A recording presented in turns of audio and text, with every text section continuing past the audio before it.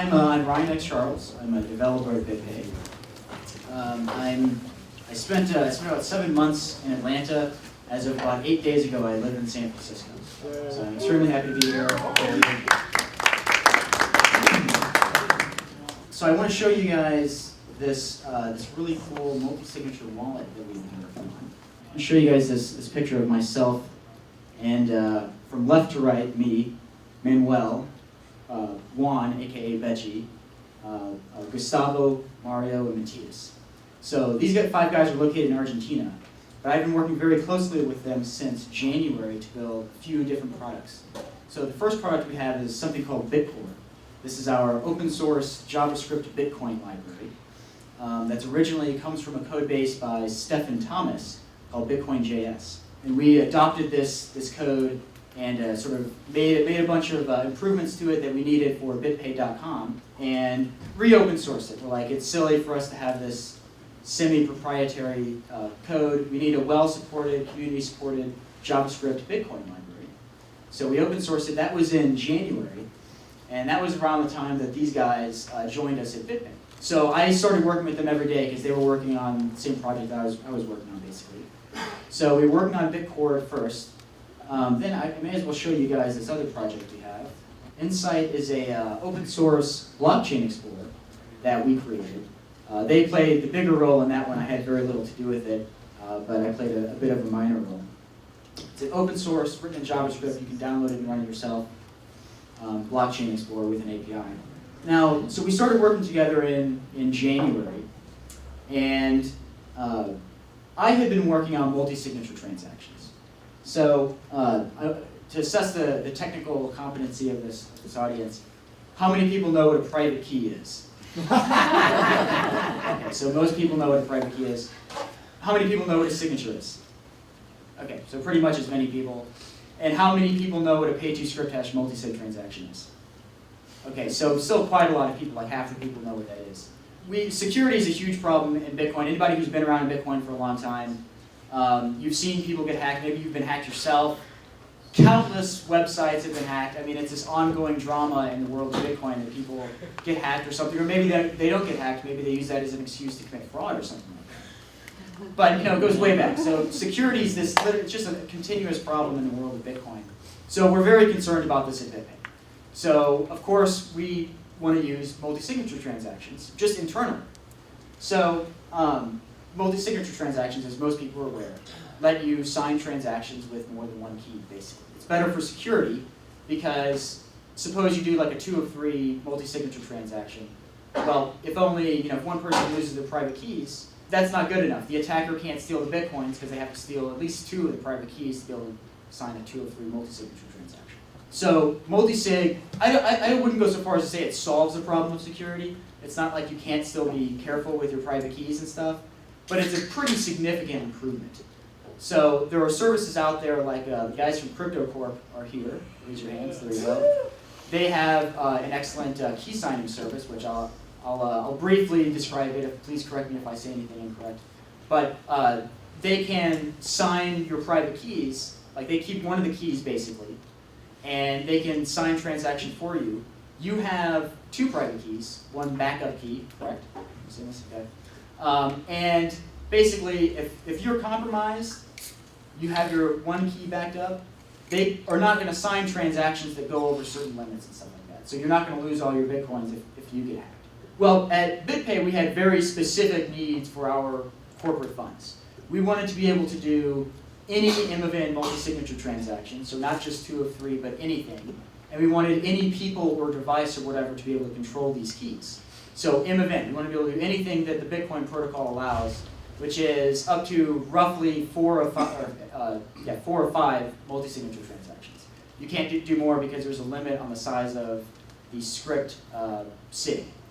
So up to about 4 or 5. You can't do like 6 of 6 or something like that, although you can on testnet, which we've done. So anyway, I've been working on multisig. I was working on this command line tool for a long time. And the problem with the command line tool was it was extremely user unfriendly. It was just a huge pain in the butt to use.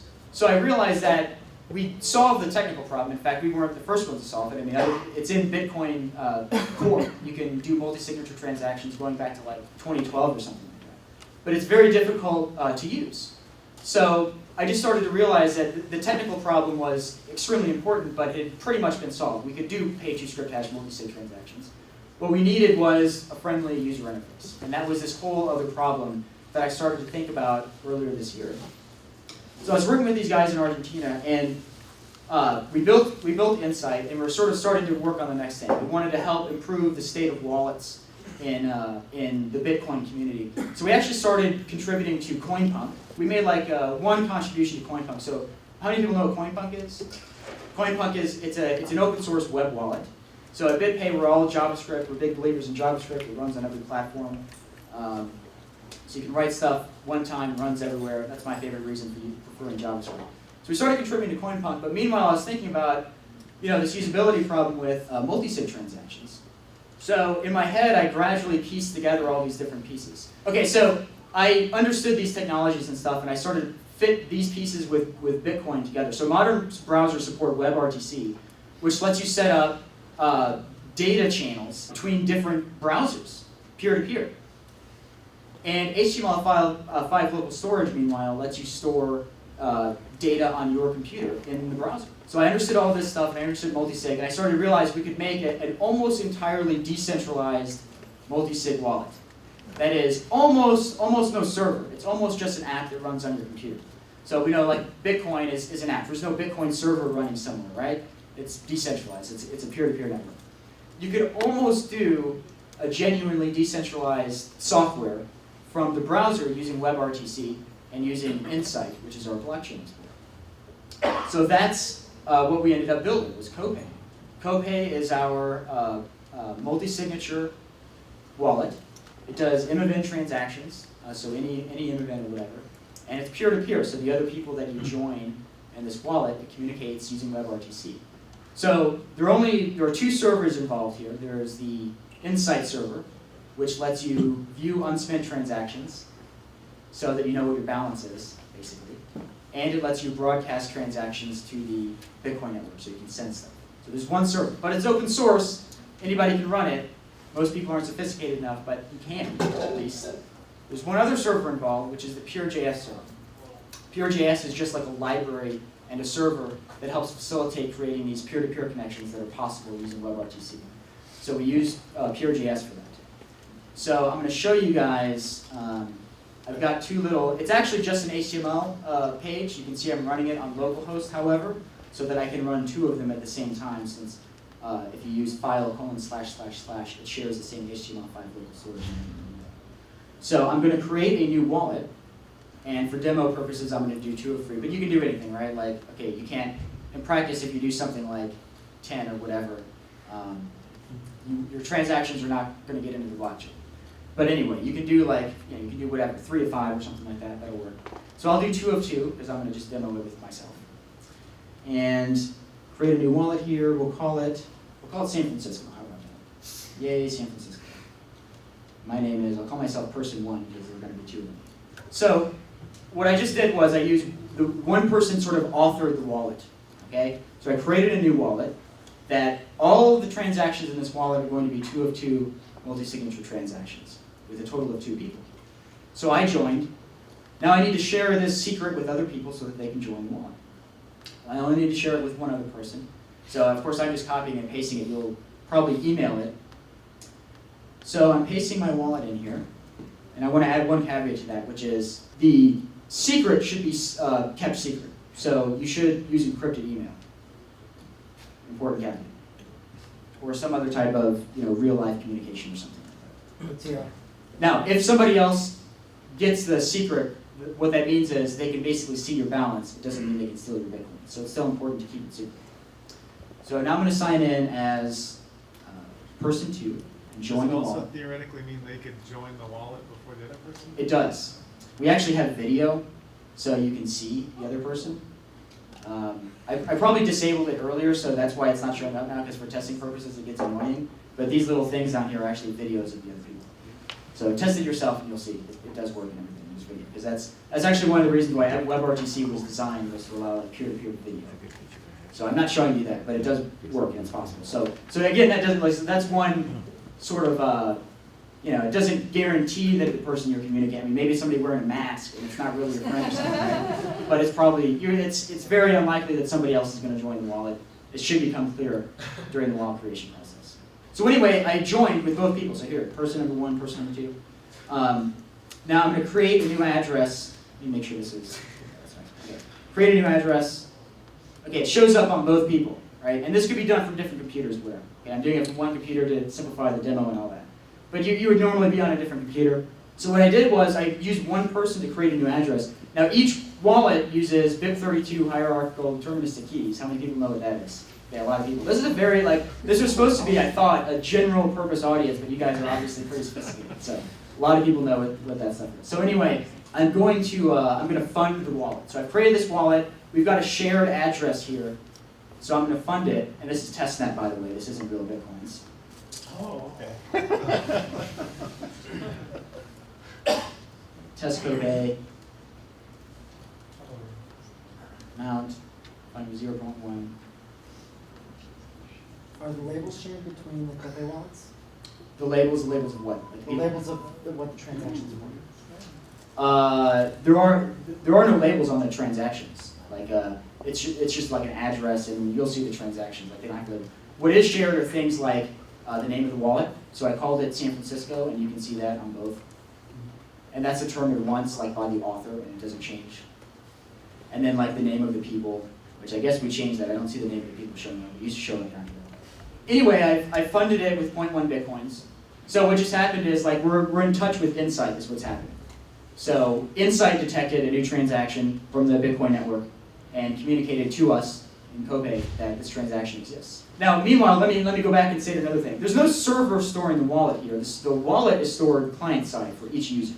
So your private keys are not only are they encrypted, but they are not even communicated to a server. So there's no chance for like a server, whatever, to hack it or something like that. Okay, so so I funded it. I've got 0.1 Bitcoins. I'm going to spend it. So now what I'm doing is I'm going back into my external wallet just to get a new address that I'm going to send to. So let's send to my external address here.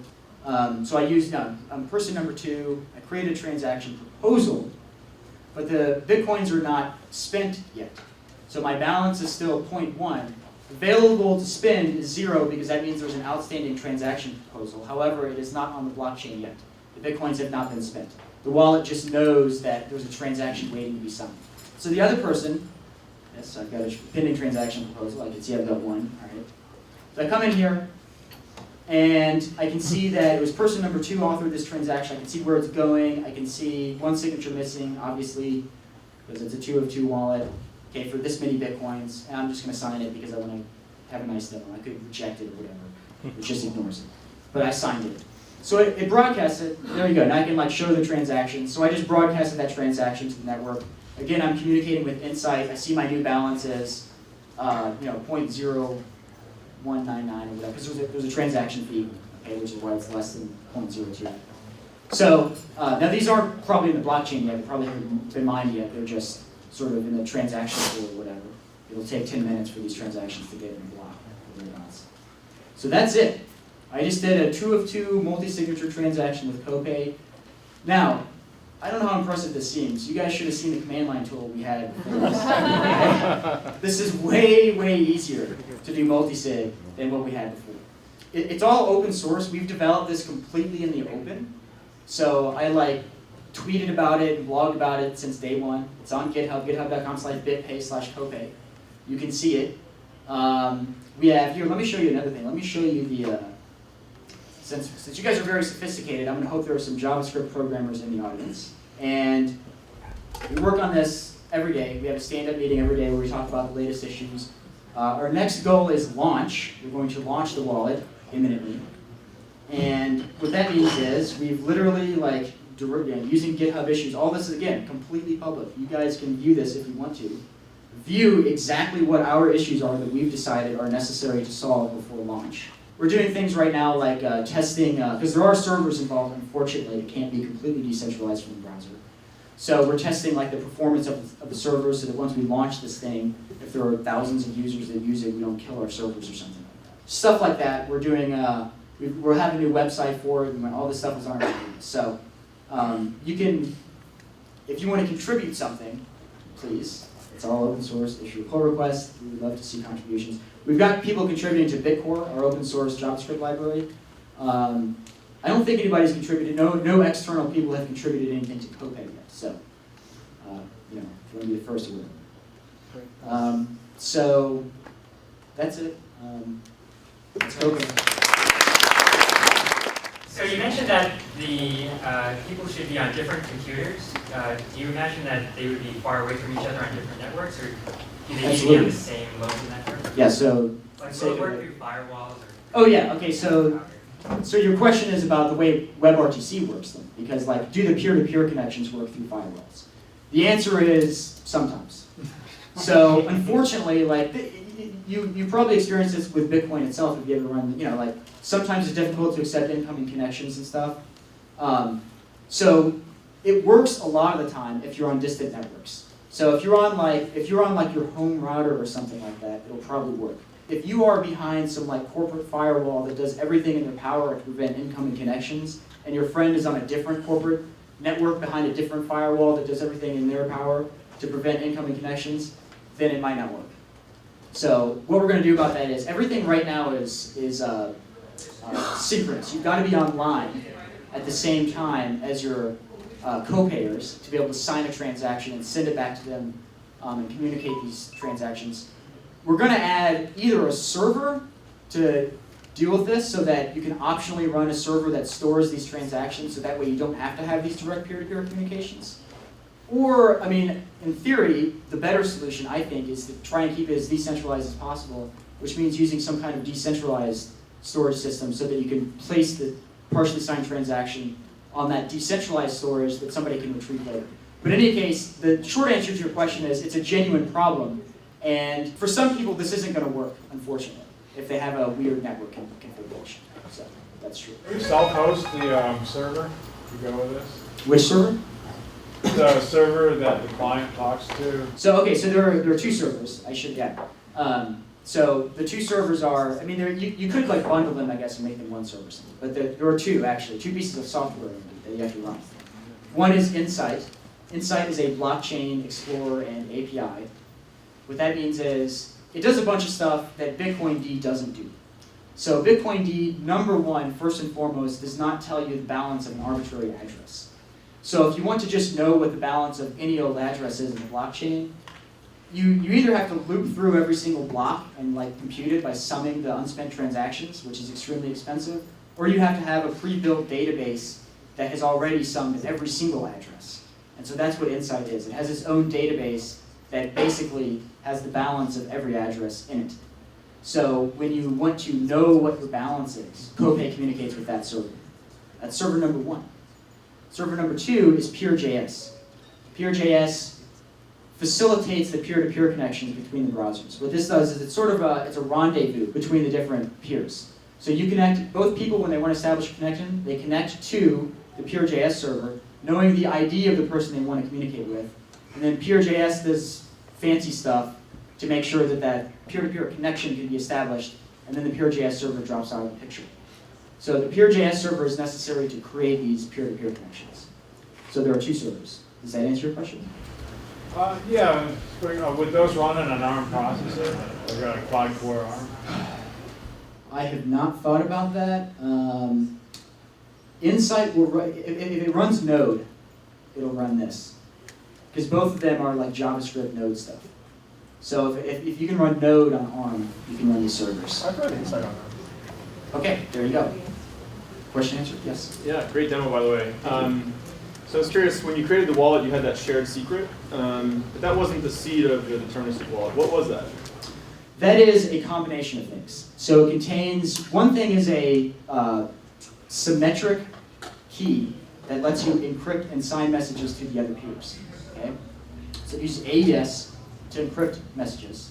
So there is a password in there.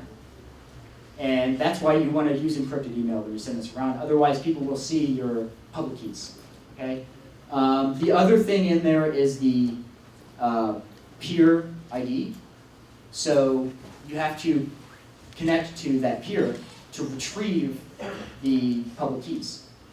So there are two pieces of data, peer ID and this password to the public keys.